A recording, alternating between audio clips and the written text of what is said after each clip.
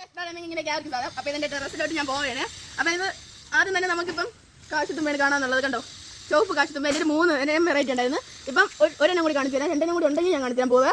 അപ്പം ഇത് തന്നെ അത് ചുവപ്പ് ഇത് തന്നെ കണ്ടോ, ഇതാണ് അട്ടമാറി.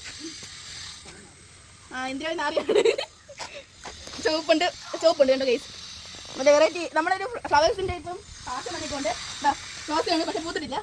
അതുണ്ടോ, ഇതെന്തിനോ ഒരെണ്ണം പോവാണ്. അതിൻ്റെ പേര് എനിക്കറിയില്ല. ഇത് എന്തിന് രാജമല്ലി അങ്ങനെ എന്തിനാണ്. അപ്പം ഇത് ഡോർക്കിലാണ് നമ്മളെ. ഇതാണ് മഴ പെയ്യാൻ പോലുള്ള ലില്ലി. കണ്ടോ, ഇത് നമ്മൾ അടുത്ത് വേറെ ചട്ടിയിലോട്ട് മാറ്റൊക്കെ പറയുന്നത് ഇന്നത്തെ ലക്ഷ്യമായിരുന്നു. ചേട്ടൻ പിന്നെ പറഞ്ഞ് വേണമെന്നില്ല എന്ന് പറഞ്ഞു. ഇപ്പോൾ കണ്ടോ, ഞാൻ അടുത്ത് മറ്റേ കാശുത്തുമ്പൻ്റെ 2 ഉണ്ടെന്ന് പറഞ്ഞത്. അത് ഒരെണ്ണം ഞാൻ കാണിച്ചു തരാം. 2 ഇവിടെ ഉണ്ട്. ഇതാണ് രണ്ടാമത്തെ ഒരെണ്ണം.